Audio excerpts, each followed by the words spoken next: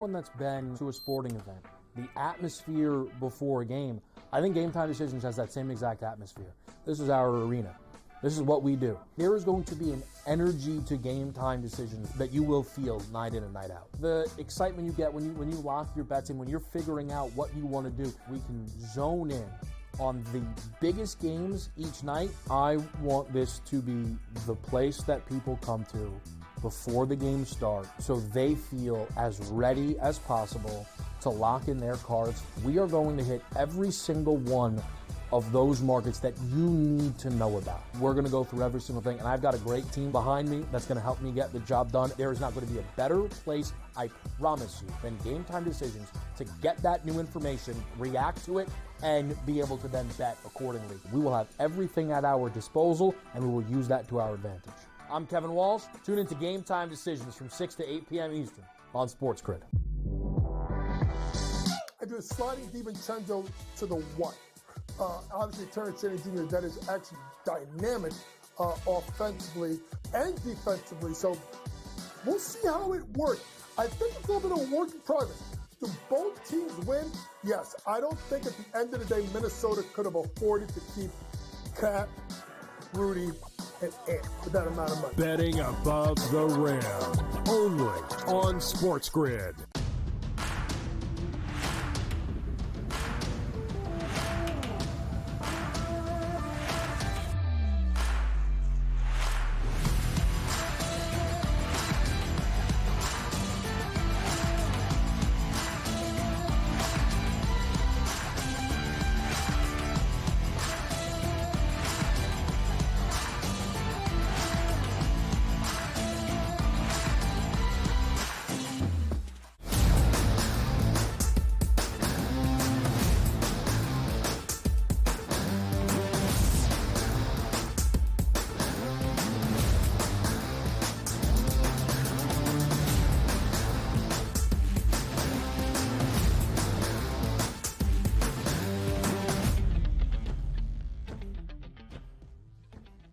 A new week begins right here, right now, live on a Monday morning on the early line on SportsGrid and all across the SportsGrid network. That includes sportsgrid.com/watch, where you can find your favorite destination and consume everything all across the grid. He is Donnie Rightside. I am Ben Stevens. We are here together for the next 3 hours up until 11 a.m. Eastern Time. A Monday morning to sit in our armchair and play Monday morning quarterback. Look back on the Sunday slate around the National Football League. The entire football weekend, including a chaotic, and I mean chaotic, Saturday of college football in week number 6. The opening football weekend of October, sensational. NDRS not just on the gridiron, but the opening weekend of October, that means playoff baseball. The division series starting all 4 of them on Saturday. 2 more in the National League on a Sunday. Thrilling playoff baseball and some bad blood in Southern California. Also some WNBA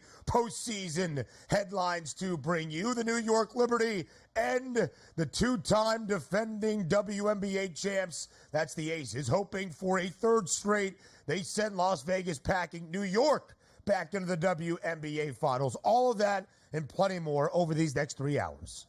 Hey, good times all the way through. As you stated out, college football was crazy on Saturday. Me being a Phillies fan, watching that Mets series, it's not for the faint of heart. That series now 1-1, going back to Citi Field. That resumes tomorrow. And also an NFL slate from early morning to early morning again today. What time that game get over? Had to be after midnight. I was fast asleep to see the Dallas Cowboys pick up that victory. And by the way, every single team in the NFC East picked up a victory yesterday while my Philadelphia Eagles sat on the couch. Here we go.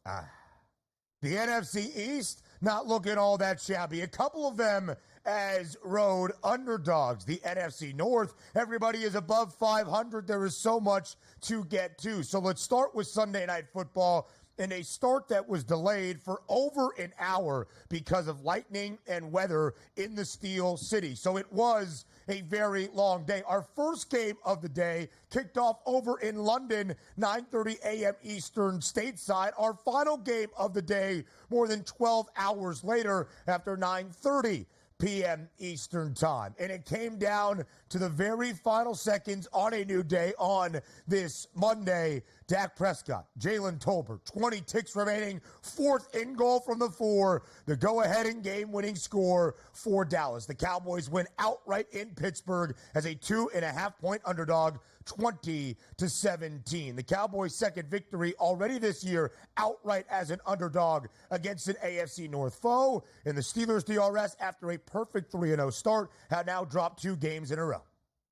Yeah, it's kind of interesting to see it play out because the Dallas Cowboys basically doubled up the Pittsburgh Steelers on offensive output. And you saw Dak Prescott, 29 of 42 for 352 yards and 2 touchdowns. Now, I did throw 2 interceptions, but if you do look at the Pittsburgh Steelers, Ben, you get what you get out of Fields. 15 of 27, 131, no interceptions, 2 touchdown passes. That should be good enough to win. And you had an amazing play on the goal line, which forced a fumble, but Dak Prescott was the man of the hour, jumping on that football to save the day, then throwing the touchdown pass on 4th down. It was an entertaining game all the way through. And the Dallas Cowboys, that is a massive victory that now sees the Dallas Cowboys a perfect 3-0 on the road. That's pretty good. Which is very interesting, seeing as they entered this season with a 16-game home winning streak at the start. All 3 wins this year for Dallas away from Jerry World. And DRS, you are correct. A near turnover as Rico Dowdle dropped the football, fumbled it on the 1-yard line as the Cowboys seemed as they were going to win easily there in the final minute. It would have been the 3rd red zone turnover for Dallas deep into Steelers territory, but Dak Prescott, the man on the spot, and delivers with a game-winning touchdown pass as well. 2 other AFC North teams in action yesterday against each other. No love lost, of course, in a sensational game between Baltimore and Cincinnati in Cincinnati. The Bengals had a late lead, a costly turnover from Joe Burrow despite 5 touchdown tosses. We go to overtime. A bad hold. Cincy misses a field goal try. Derrick Henry takes over, and Justin Tucker delivers from close range. Baltimore wins in OT, 41-38 in Cincinnati. Look at those statistics, man. Both quarterbacks absolutely went nuts. Lamar Jackson threw 42 times. I would say to myself, that's probably a loss, but he goes for 348, 4 touchdowns, and no interceptions. Joe Burrow, 392, 5 touchdowns, and 1 interception. Both teams are trying to crank up the running game, and if you had a Derrick Henry over prop and rushing, you're thankful it went to overtime with a 51-yard jaunt to set them up with the game winner. Tremendous for Baltimore, 3-2 on the season, winning every which way possible. We're going to talk about a little bit later, Ben, the ramifications of that Bengals loss and what that means. Yep, Joe Burrow saying Cincy not a championship caliber team at this moment. He is correct. The day got started early on a Sunday. Our first international game of the season across the pond in London. 3, count them, 1, 2, 3 interceptions thrown by Aaron Rodgers. That's the difference. As the Vikings remain perfect, an undefeated 5-0 start, 23-17 the win for Minnesota. The Vikes cover as a 2.5-point favorite. Let's rewind back to last year. Boy, if the Jets just had a quarterback that was average, they'd be winning so many football games. You know what? Looks like they got Zach Wilson back at quarterback because Aaron Rodgers yesterday was absolutely pathetic. That loss is on Aaron Rodgers, and the reason why we thought the Jets would be winners this year is because they had Aaron Rodgers, but they're losers. Why? Because they have Aaron Rodgers. How about that? The 40-year-old quarterback who wasn't great in his final year in Green Bay and missed all of last season outside of 4 offensive snaps looks a little bit aged. We'll talk more about the game, and our reactions will continue throughout the NFL weekend. But DRS, what a weekend it was in college football. As we set the stage for the opening Saturday in October, we told you only one ranked versus ranked, top 25 tilt, maybe not the sexiest slate we have ever seen. And that means chaos, always in college football. 7 ranked teams go down in week number 6. 5 of them inside the top 11 on Saturday, including the number 1 team in the land in Nashville. Vanderbilt pulls off the upset, 40-35 over the Crimson Tide, winning outright as a 22.5-point underdog. And you know the rules in the SEC. If you lose to Vanderbilt in football, you get banished to an island, never to be seen again in that football season. So even though Alabama is still in the top 10, I can't put them in the playoff because why? They lost to Vanderbilt. End of story. So many crazy games. Miami come back with the help of ACC officiating once again in Northern California. There is so much to get to, and we will later on in our second hour. October baseball, though, DRS. The division series, all four of those sets now underway in game twos in the two that we had in the National League. We knew the NLDS would be good in the NL because of the divisional rivalries that we had. The Mets and the Phillies, the Padres and the Dodgers. New York, a rally in the eighth in game number one. The Phillies rally late in a wild game yesterday, walking it off at the bank.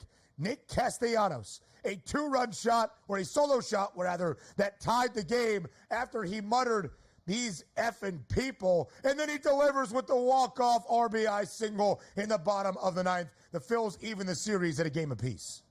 That's what we love about Castellanos. He is a terrible post-game interviewer for anybody trying to interview him because he's very curt, short, and acts annoyed that you're actually asking him the question, which fits in perfectly with Philadelphia. The fans are giving him a Bronx cheer during the game for not swinging at a ball. They figured he would swing at that bounced up at the plate to strike out. And what does he do later in the game? Home run and an RBI winning single to clinch that game. Fantastic stuff all the way around. You got to have heart to play in Philadelphia, man. You'll get booed on the premises, baby. Absolutely so, DRS. Some bad blood in the Southern California rivalry. We had a long delay yesterday at Dodger Stadium. Fans throwing objects on the field at Jurickson Profar. Didn't matter. San Diego mashes 6 home runs to win game number 2, 10-2 to even the set. The New York Liberty, our first team on the WNBA Finals, handing the Aces a season-ending defeat. Connecticut forces a winner-take-all game 5. More from the Sunday slate next.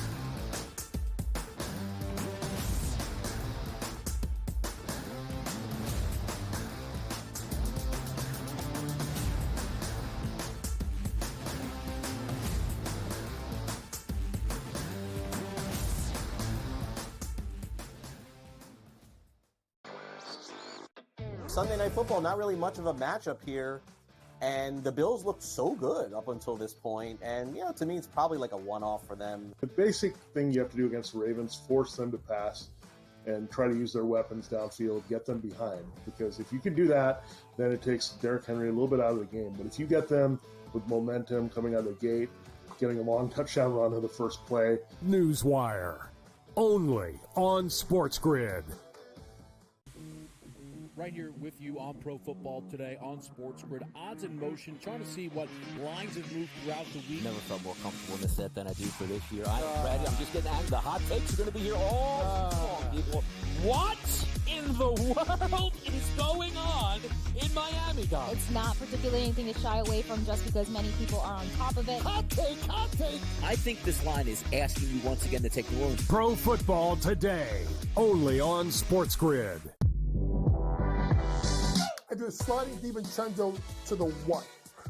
Obviously, Terrence Jennings Jr., that is actually dynamic offensively and defensively. So we'll see how it works. I think it's a little bit of a work in progress.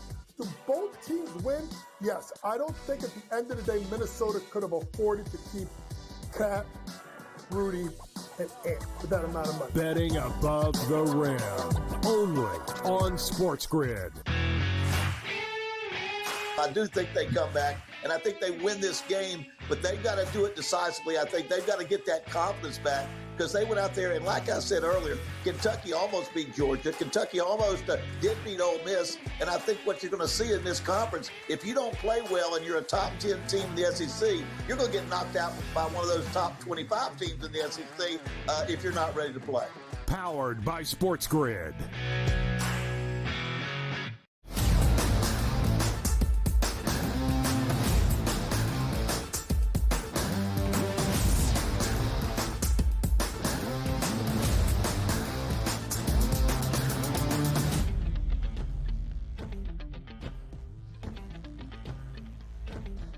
Live right here on the early line, all across the SportsGrid network. It is a Monday, looking back on a Sunday in the National Football League. We'll go to Sunday Night Football in just a little bit. But DRS, although it was a great game between the Cowboys and the Steelers, it was not the game of the day. That was in Cincinnati. The Bengals and the Ravens, an AFC North duel that lived up to the hype. In overtime, the Ravens prevail. 41-38, a 51-yard run from the King. Derrick Henry sets up a short field goal. John Harbaugh says, enough. We're kicking it on 1st and goal, and Justin Tucker delivers the game winner. The Ravens win and cover as a 2.5-point road favorite in Cincy. A total of 48.5. Skies way over. Both of these teams over in 4 of 5 games this year. The Bengals over in 4 consecutive, and that's really the story for Cincy. A putrid defense so far this season. The Bengals fall to 1-4. The Ravens have won 3 straight after a winless 0-2 start. The Flock is 3-2. Yeah, Baltimore had that early lead only to be chased down by Cincinnati. It looks like they had this game in the bag, but just weren't able to hold on. And talking about Joe Burrow during the week, saying in front of press conferences, look, man, I might have to be damn near perfect in this game to win it. And he almost was. I mean, 30 of 39 for 392 and 5 touchdown passes. Yeah. You take a look at their 2 wide receivers. Jamar Chase, 10 catches, a $193, 2 scores. T. Higgins, 9 for 83 and 2 scores. This is supposed to be an easy walk-away victory for the Cincinnati Bengals, and something in the past that we just say, Lou Anarumo's going to fix this defense. They're going to be okay. That defense is absolutely horrendous. It's not the offense's fault. You can't put up that many points and expect to lose a home game. But also, give credit to Baltimore. Down in the second half, Lamar Jackson made some MVP/Heisman moment plays in moments that matter. 26 of 42, 348, 4 touchdown passes. And how about the awakening on offense? We thought Derrick Henry would have statistics around 15 for 92, but it took a 51-yard run in overtime to get that 92 yards. But look at Lamar Jackson, 12 for 55. But honestly, the wide receiver and tight end position, Zay Flowers, where have you been? Yesterday, 7 catches, 111 yards. Yeah. Mark Andrews, 4 for 55. Their weapons are starting to wake up at the right time. An awesome win for the Ravens, which is going to catapult them, even though they have 2 losses, right to the top of the odds market in the AFC, and rightfully so, Ben. Rashad Bateman, a touchdown pass. Charlie Kohler, the tight end out of Iowa State, a touchdown reception as well. But DRS, will start with Cincinnati here because Joe Burrow said entering the game, he had to be damn near perfect. And he was sensational, as you shared. 392 passing yards, 5 touchdown tosses, except for 1 costly mistake late in regulation, just over 3 minutes remaining, driving into Baltimore territory, trying to run out some clock. He throws an interception. It led to the Ravens game-tying field goal to force overtime. Then in overtime, a costly mistake out of the Bengals special teams. A bad hold leads to a missed field goal, and the Ravens and Derrick Henry take advantage on the ensuing possession. But DRS, this defense stinks, and they were supposed to be healthier, yada, yada, yada. They stink. I'm not sure it's Lou Anarumo. I'm not sure it's the scheme. I'm not sure it's the talent. But the bottom line is the Bengals defensively are trash this year. They have gone over in 4 consecutive games, except for week number 1, where they lost as a touchdown favorite at home against the Patriots. And in all 4 of those games, DRS, where they have lost 3 of 4, they have scored at least 25 points. In the National Football League, especially in the opening month, where scoring was at a premium, that should be good for wins. Joe Burrow actually hasn't been very bad. In fact, he's been great. Look at the statistical output for Burrow, for Chase, for T. Higgins back in the lineup. It's everything else in Cincinnati that has left this team 1-4. So when Joey B says after the game, we're not a championship caliber team, he's correct. They started 0-3. The margin of error was slim. They made a big error at home, even as an underdog against the Ravens. Yeah, you look at the schedule overall, and it seems pretty easy. And they sit at 1-4. That's the issue. You lose to New England. Of course, you're probably going to lose to Kansas City on the road at that point. You get Washington at home on a Monday night game against a rookie quarterback. You lost that one. Carolina actually battled you within 10 points, and you dropped that game yesterday. And yes, it was close, and we see all that firepower. Now, let's be honest. They're 1-4. They're probably not going to be a championship team, let alone a playoff team. But here's where things start to get interesting over the next couple weeks. You're at the New York Giants, which typically would say, look, that should be an easy victory. The Giants will fight you tooth and nail this year. Like, they go up with two of their best offensive weapons, end up beating Seattle in Seattle. They're going to fight at home. They're going to be energized to do so. Then you go on the road against Cleveland. So let's just say the Giants fight them, but they still pick up a victory. That's 2-4. Yeah. Cleveland is just an abomination right now. That's 3-4. You face the Philadelphia Eagles. That's a pivotal game to try to get back to 500. You have them at home, but the Eagles probably going to be healthy at that point. And then you take on the Vegas Raiders. But then, Ben, at Baltimore, at Los Angeles, which is the Chargers, versus the Pittsburgh Steelers, at Dallas here. That's going to be a tough stretch, which then if you say, okay, if they can even climb the 500, I think they might drop 2 games below. You're 1-4 at this point, and I sent out a tweet yesterday. When do you start talking about moving on from T. Higgins? Donnie, you can't do that. Look how tremendous they're on offense. What's the point of playing out the string knowing you're not signing him next year and you could possibly get at least a second, maybe even a first-round draft pick from a team that's going to be desperate at the trade deadline? Those conversations need to start in Cincinnati. In DRS, we have said the Bengals, who started winless 0-3, only one team in this millennium since 2000 has started 0-3, the 2018 Texans, and ended up a playoff team. Nobody has ever won a Super Bowl after an 0-3 start, and thus Joe Burrow saying we're not a championship caliber team is spot on. Meanwhile, the Ravens back to looking like the team we expected. A close loss week number 1 in KC in the season debut game. An awful loss week 2 at home as an 8.5-point favorite against the Raiders. But since then, great football. Derrick Henry has been a critical component of this offense. Lamar is playing at an MVP caliber level once again. The Flock DRS back to a $2 odds-on favorite, minus 230 to win the AFC North. Yeah, they got to get some things in order on their defense also, but you are getting the best version of Lamar Jackson, and I love the way they've won these past couple games, Ben. On the ground and pound, and then flipping over saying, Lamar, I need you to be MVP, Lamar, and go nuclear. He's able to do that as well. Great sign for the Ravens moving forward. A big Sunday in the AFC. It continues in Houston next.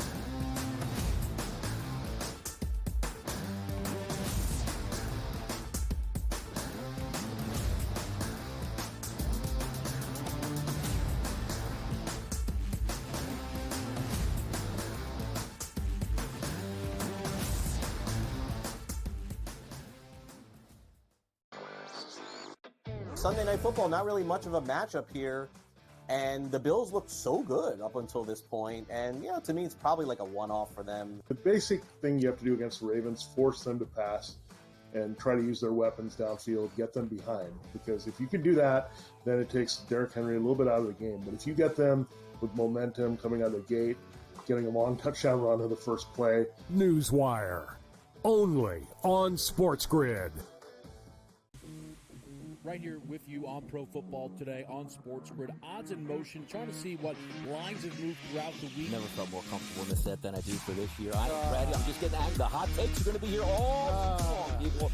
What in the world is going on in Miami, guys? It's not particularly anything to shy away from just because many people are on top of it. Hot take, hot take. I think this line is asking you once again to take New Orleans. Pro Football Today, only on SportsGrid. I do a sliding DiVincenzo to the 1.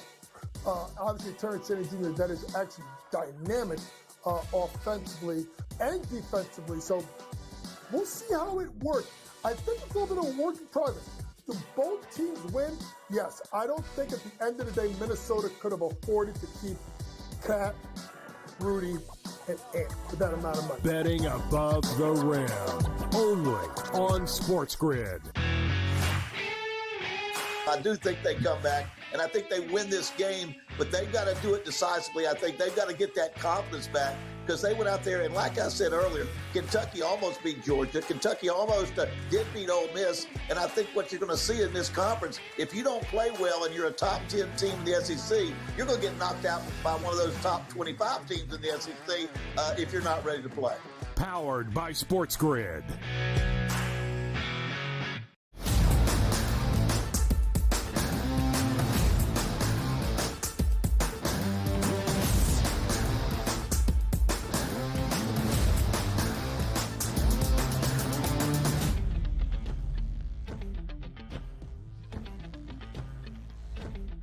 On the Week 5 NFL Sunday slate, a couple of crucial AFC bouts between contenders for a conference crown. We go to Houston next. The Texans close as a very slight home favorite against the Buffalo Bills. And in the opening half, it was all Houston. Buffalo does rally, though, to try to make it a game. In late, Buffalo had its opportunities. The Texans, though, prevail, courtesy of a 59-yard game-winning field goal from Kaimi Fairbairn as time expires. Houston victorious 23-20. They cover for the first time this year as a slight 1.5 favorite at home in H-Town. In the Texans, DRS improved to 4-1. Buffalo, 2 consecutive L's, now falling to 3-2. Let's start with the Buffalo Bills. That's back-to-back weeks where we were least, not impressed, I should say, with their offensive output. And also Shakir Down, who's been really good this year out of the slot. They weren't able to make that up. You take a look at Curtis Samuel. And thank God I didn't buy into the narrative. Sometimes, Ben, you read the tea leaves like, hey, this guy's going to take over this weekend. He's really looking good. Or somebody's got to make up for an injured player there. Curtis Samuel is going to take over that slot position from Khalil Shakir. And he gets 1 target, no catches yesterday. So I was so close to going like 28, 29 yards. That should be easy for him. Now let's get back to the Buffalo Bills offense. Josh Allen, 9 of 30. What is this, back in his Wyoming days in a snowstorm? 131 pass yards and 1 touchdown pass. Cook was decent on the ground at 20 for 82, but that's not good enough to win anywhere. Case number 2. Did you watch the end of this football game? And I say this ad nauseum sometimes, Ben. I watch things play out, and as a head football coach, where you don't necessarily call the defense, you don't necessarily call the offense. All your job is as a CEO head coach, to call 4th down plays, let the coordinators know, what sort of scheme you want. Hey, dial up the defense here. On offense, I want you to run some clock. The fact that they threw 3 straight passes inside their 5-yard line when the other team had 3 timeouts left. And also, I understand they're trying to be aggressive and you got to get a first down. But let's play it back forward. If you watched previously, it looked like Houston was going to end the game with a long field goal. Stroud was in the pocket, got heated up, and the correct call was made for intentional grounding. Also, with the intentional grounding, you have the choice as a defense there to get the 10-second runoff. What was he thinking? He was going to get the football back inside his own 20-yard line with 15 or 20 seconds left, and they're going to throw 3 passes, get out to midfield, and kick a field goal. They should have let that time run off and went to overtime. They didn't do it. That is a terrible head coaching job by Sean McDermott yesterday. It wasn't the end-all, be-all, because you have to say, full 60 minutes to correct things. That was terrible. He directly impacted the game, so his team would lose late. You can't have that, Ben. He said after the game, DRS, the clock management, the game management, solely on him. Fine. Awful. The result was abysmal. Donnie is correct. They threw the football 3 times in the final minute of the game from their own 5-yard line. And a couple of them should have been intercepted where Houston should have walked it off with a pick 6. It was craziness. And the only good part of your offense yesterday, it wasn't Josh Allen, who was 9 of 30. It was James Cook, who had over 80 yards on the ground. It mystified me. It led to Houston having the opportunity because Sam Martin was punting with his heels on the end line, hit a pretty good ball, but Robert Woods, Bobby Tree, a pretty solid return. 13 yards where the Texans were immediately in Bills territory, and they didn't even need to get very far to allow a 59-yard field goal off the right foot of Kaimi Fairbairn. So Houston has not been overly impressive, DRS. Now just 1-3-1 against the spread. Again, they close as a slight moneyline home favorite, 1.5 points on the spread. It was their first cover of the year, and yet here are the Texans at 4-1. They're a hefty odds-on favorite to win the AFC South for a second consecutive season. Nearly $4 at minus 390. And Donnie, you compare these two teams in contention for a conference crown. Buffalo has now fallen back over the past 2 weeks, plus 460. Third best number, Houston up, plus 550. Fourth best price for the Texans to win the AFC title.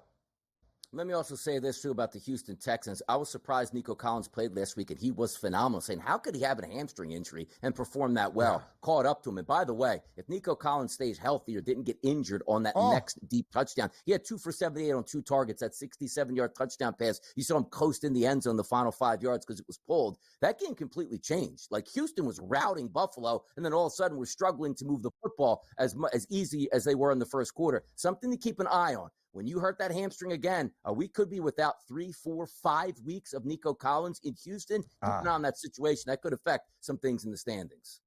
Still the NFL's leading receiver, 567 yards, the only guy with more than 500. So who was Houston's leading receiver at the end of the game? Stephon Diggs. A little bit of revenge with 82 yards. More from the Sunday slate next.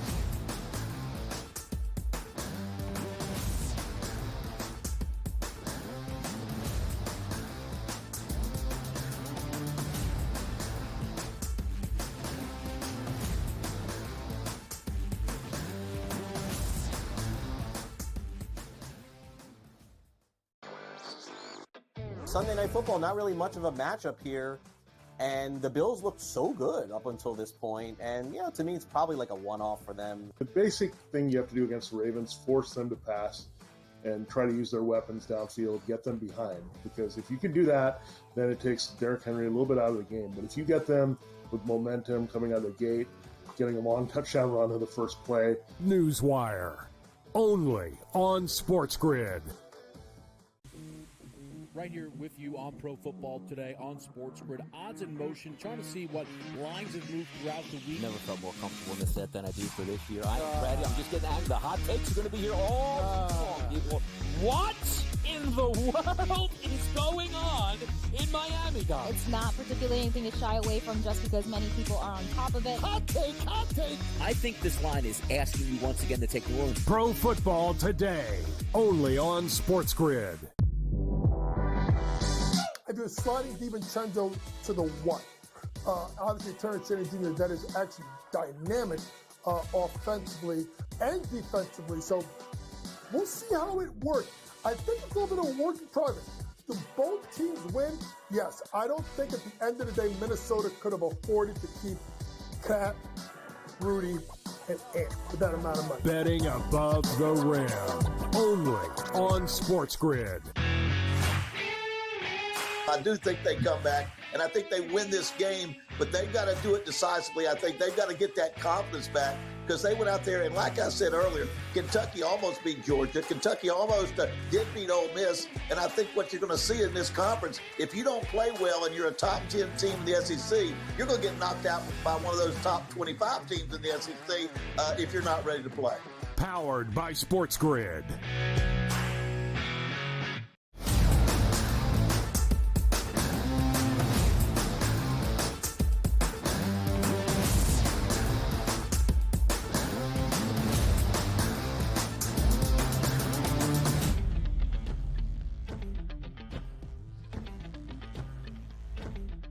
The football day on Sunday started very early, 9:30 a.m. Eastern time, with our first London NFL contest of the year. The Vikings headed abroad with a perfect 4-0 record. Aaron Rodgers and Gang Green try to bounce back from a dismal defeat against the Denver Broncos a Sunday ago, losing outright at home, scoring 9 points as a 7.5-point favorite. So it had to be better in London, right? Nope. Aaron Rodgers throws 3 interceptions, including one that sealed the game with only 49 seconds remaining as New York was starting to drive into Minnesota territory, giving them an opportunity to maybe win the game. Aaron Rodgers shuts the door on his own team. And the Vikings remain perfect, undefeated at 5-0. They also cover as a 2.5-point favorite in London. They are 5-0 against the number. Now, they did lead 17-0 early in the opening half for the second consecutive week. A very big lead, 28-0 over Green Bay, allowing the games to at least become competitive at the end. But Minnesota holds on, 23-17, the win in London. Yeah, by the way, Justin Jefferson, 6 for 92. Probably could have had, 9 for 170 if they didn't tackle him every other play for pass interferences. But let's focus on the Jets because that's what's important. Even though the Minnesota Vikings now sit 5-0, they got out to that early lead, held on. Aaron Rodgers threw a pick 6. Unacceptable at that point. Aaron Rodgers airmailed a pass over the middle for an interception.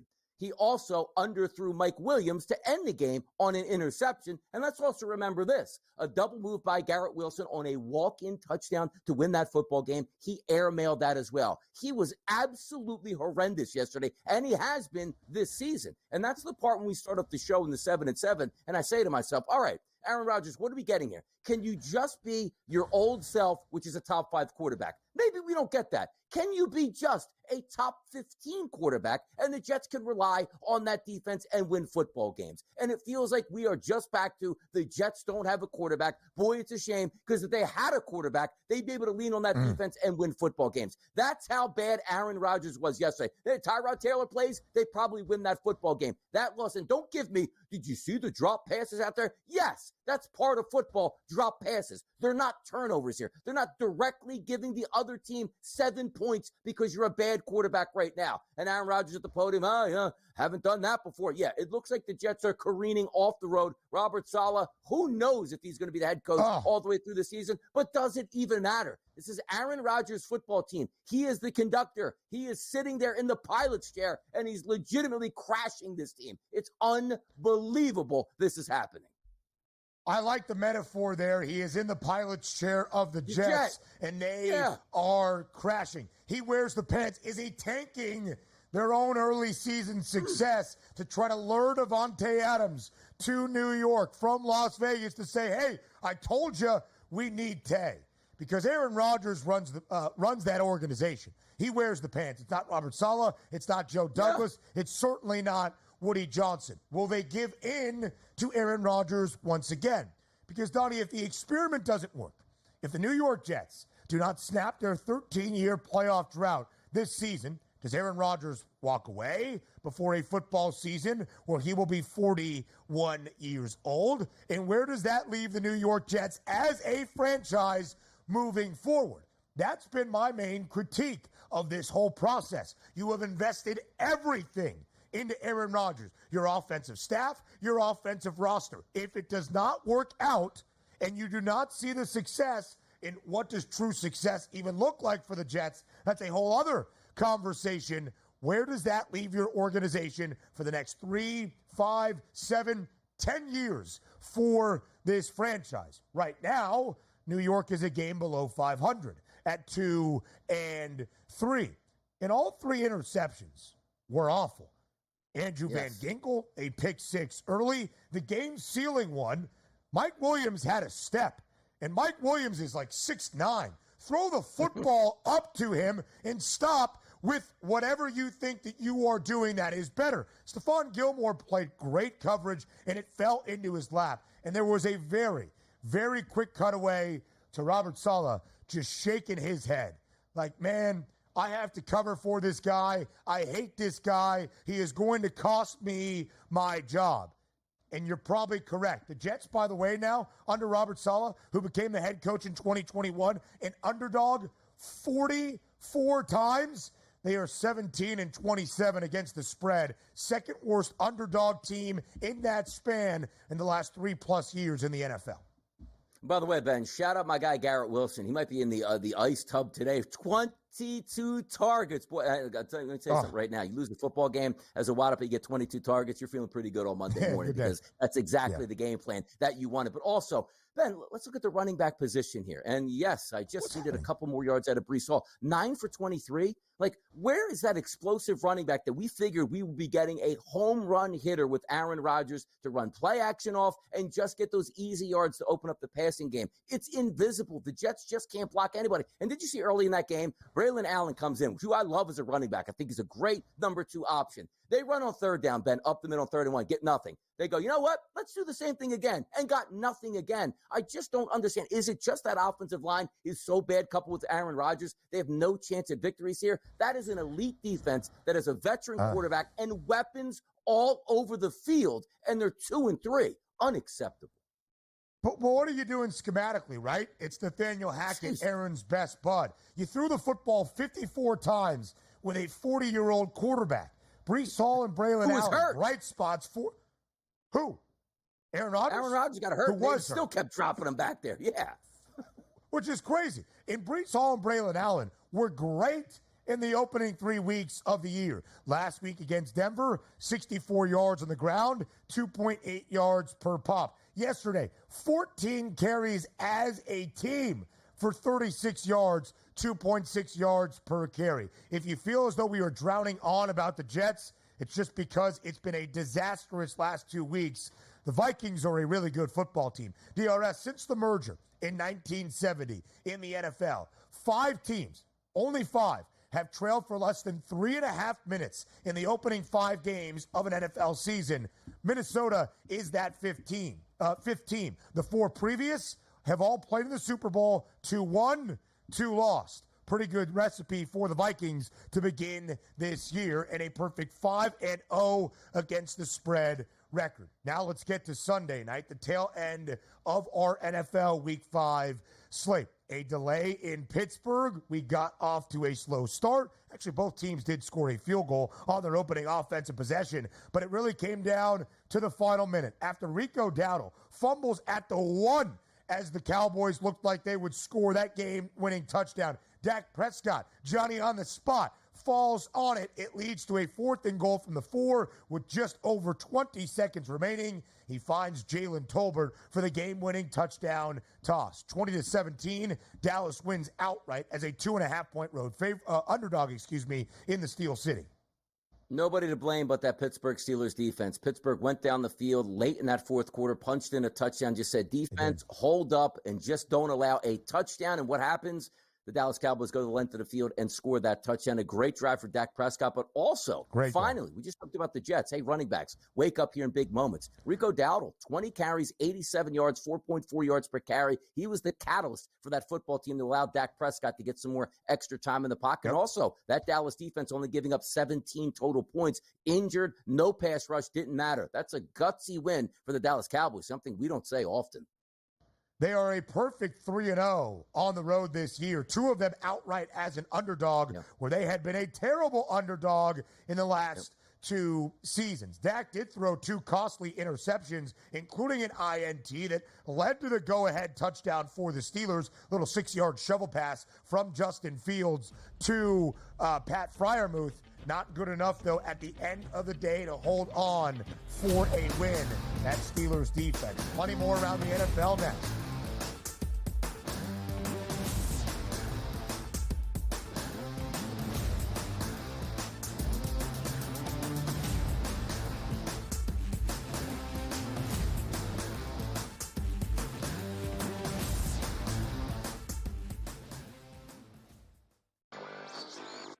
Sunday Night Football, not really much of a matchup here, and the Bills looked so good up until this point, and to me it's probably like a one-off for them. The basic thing you have to do against the Ravens, force them to pass and try to use their weapons downfield, get them behind, because if you can do that, then it takes Derrick Henry a little bit out of the game. But if you get them with momentum coming out of the gate, getting a long touchdown run to the first play. Newswire, only on SportsGrid.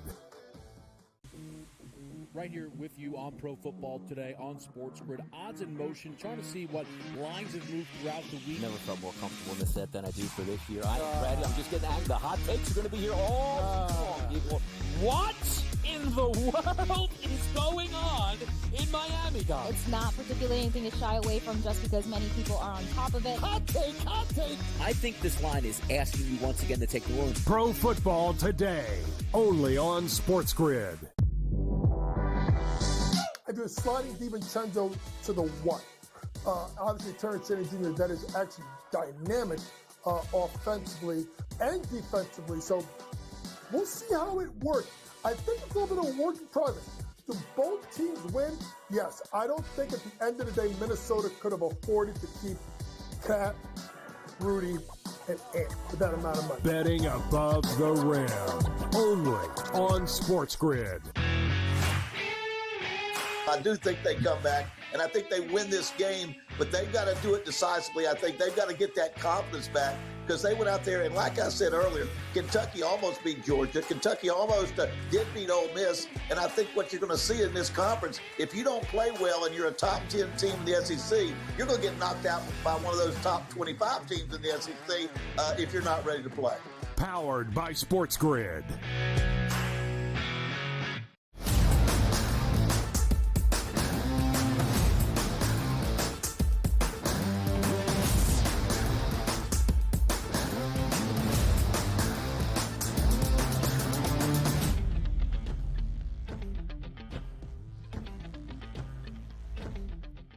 One of the surprises so far through 5 weeks of this NFL season, the Washington Commanders, the best record in the NFC East at 4-1. 4 consecutive wins for Washington, led by their rookie quarterback, Jaden Daniels. Yesterday, they got to take advantage at home against one of the worst teams in the NFL and potentially the worst starting quarterback in the National Football League. That is Deshaun Watson. 34-13, the win for the Commanders, easily covering as a 3-point home favorite. DRS, there was actually a part of me that said everything, that we have seen everything this year. 1-3 Cleveland team entering, 3-1 Washington team entering on a 3-game win streak. The Commanders should cruise to a win, but it just felt like that trappy spot on the Sunday slate where if Cleveland has anything this year, they might be able to pull off an upset. 4 consecutive wins for Washington, covering in all 4, 2 outright as an underdog, and 2 covering the number as a favorite as well. The Commanders over in 3 straight. 21-point win. Washington made another statement at home yesterday against the really bad Cleveland Browns.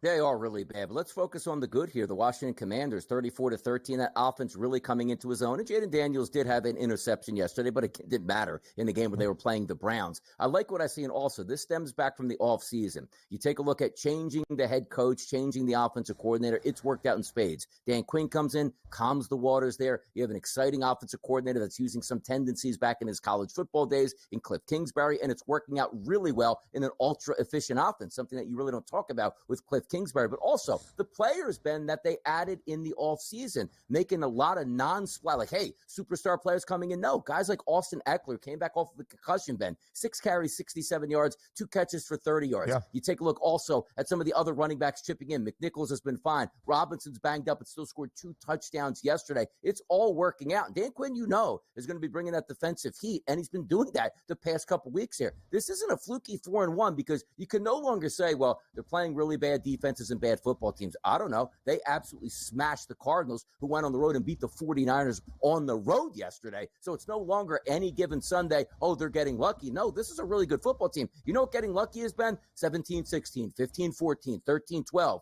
The Commanders are laying it on people on offense, and it's a lot of fun to watch. I'm really impressed. And at 4-1, there is reason to believe that, A, they can be a playoff team, and quite frankly, maybe able to win the NFC East. I like everything that I'm seeing from the Commanders right now.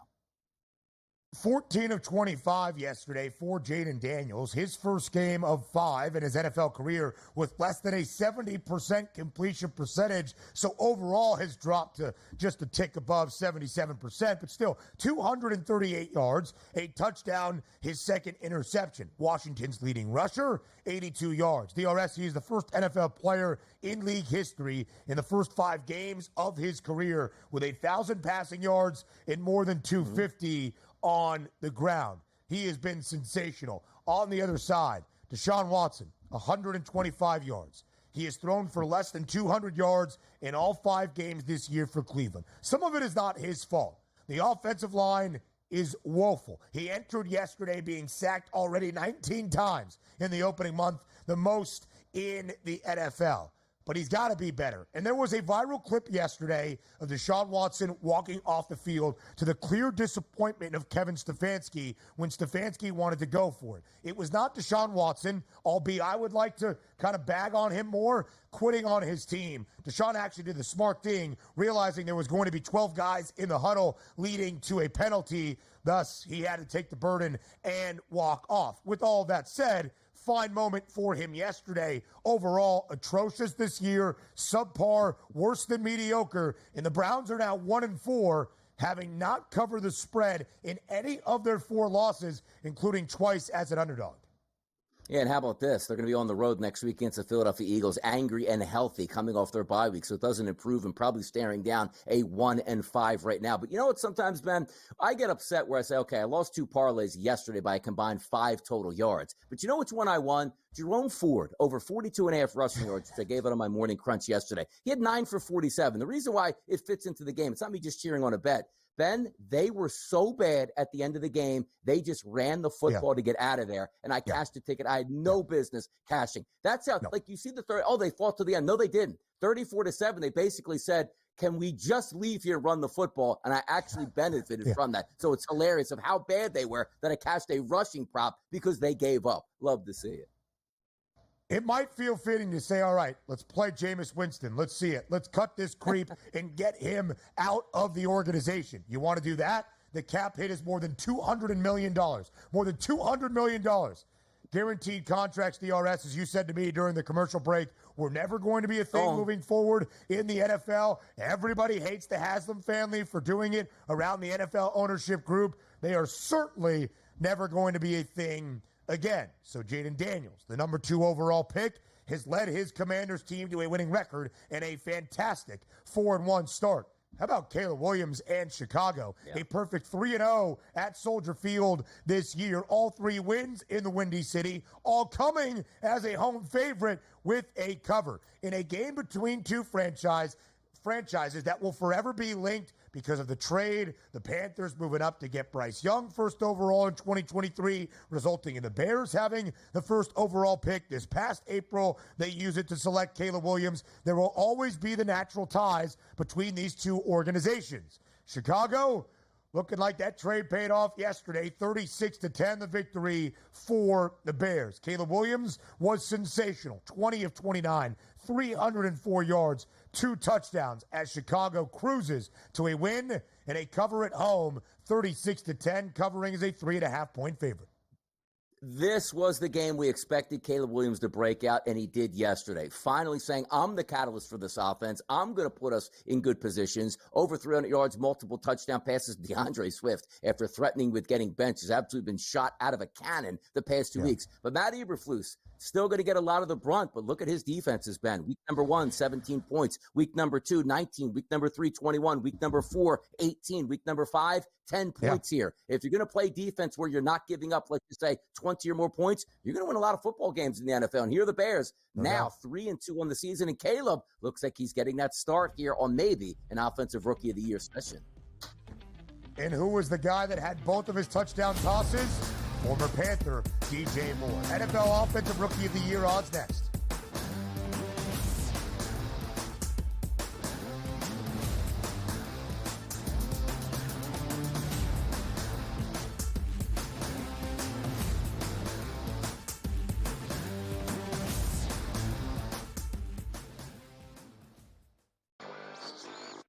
Sunday Night Football, not really much of a matchup here. And the Bills looked so good up until this point. And, you know, to me, it's probably like a one-off for them. The basic thing you have to do against the Ravens, force them to pass and try to use their weapons downfield, get them behind. Because if you can do that, then it takes Derrick Henry a little bit out of the game. But if you get them with momentum coming out of the gate, getting a long touchdown run of the first play. Newswire, only on SportsGrid.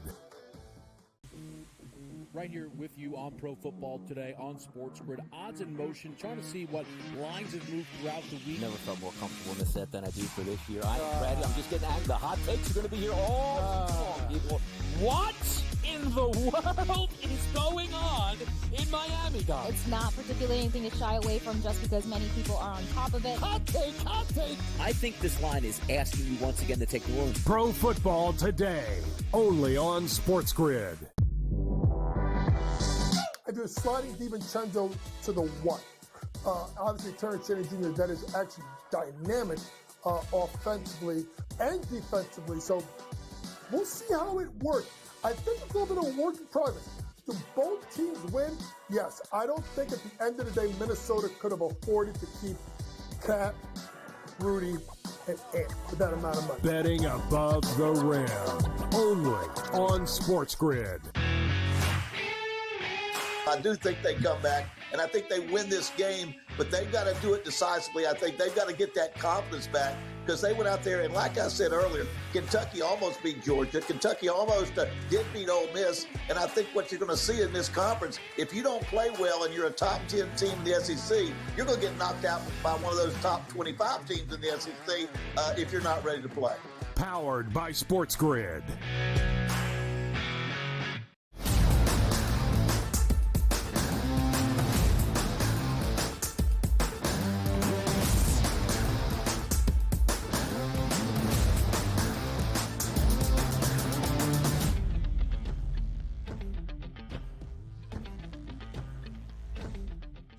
There is some conversation around the National Football League that Jaden Daniels should not only be the minus money favorite to win Offensive Rookie of the Year, but like a season ago when C.J. Stroud ran away with the award, maybe some MVP chance for Daniels outside the nation's capital. He's still a greater than $2 favorite to win Offensive Rookie of the Year, but look at the guy right behind him, playing much better football in the past 2 weeks. Caleb Williams throwing for more than 300 yesterday against Carolina in 2 touchdown tosses. DRS, how competitive is the race for Offensive Rookie of the Year going to be, perhaps between the first and second overall pick? It was always going to be competitive, and now you're starting to see Caleb Williams enter into the race, and he is going to get some of those buybacks here because Jaden Daniels has been phenomenal. So has been that football team at 4-1. But now we're seeing Caleb Williams with a great performance yesterday in a victory, which leads them now above 500. This should be neck and neck the rest of the way. And quite frankly, they'll both put up their numbers because typically rookie quarterbacks are going to get better during the season because they get used to the environments more and more each week and defenses that they actually see. Maybe those extra credit points are going to come from who actually finishes with the better record. If Washington has a rookie quarterback and beats the Dallas Cowboys and the Philadelphia Eagles in their division to win that division championship, that's going to go a long way. The same thing if the Chicago Bears can knock off the Green Bay Packers, or they can knock off Detroit, or even Minnesota at 5-0. We'll see that coming down the stretch, but I do think this is really going to get tight because the expectations for Caleb Williams weren't, let's wait and see how he does. We expected greatness almost right off the bat, similar to what we saw out of C.J. Stroud. Now we have 2 quarterbacks that might be on a C.J. Stroud level trajectory in the rookie seasons, and it'll be fun to watch it play out and deserving both of them to be way ahead of the odds market here in that race.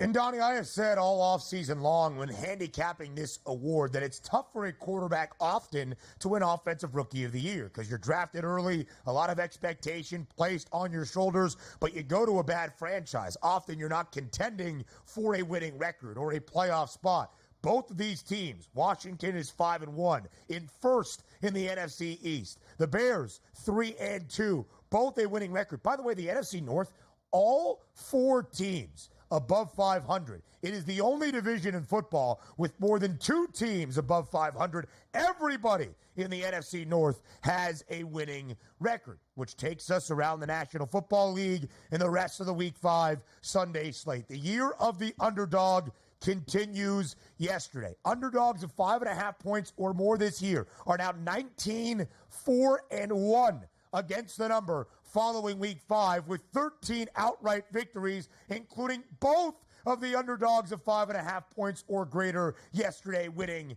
outright. The Cardinals, as more than a touchdown underdog in Santa Clara, rally late, down by double digits in the second half. They win 24-23 over San Francisco. The Giants blocking a potential game-tying field goal under a minute remaining. They take it back for 6. They win as a 6.5-point underdog outright, 29-20. Yeah, those first 2 games, right? Road teams here, ultimate surprises. But I got to tell you, I was more surprised with the Giants going to Seattle and winning that football game. No Malik Neighbors, figure like, how can they actually move the football? They did very well. Daniel Jones actually had a decent football game. And yes, there were big plays made by the Giants team, but also keep in mind, the Giants controlled the possession all the way through. That first touchdown for Seattle was not offensive. You fumble on the goal line, rolls into the end zone, and they run it back 100+ yards for a touchdown and said, okay, that's probably enough for the Giants today. But they fought all the way through. That Cardinals game, crazy. And hear me out on this.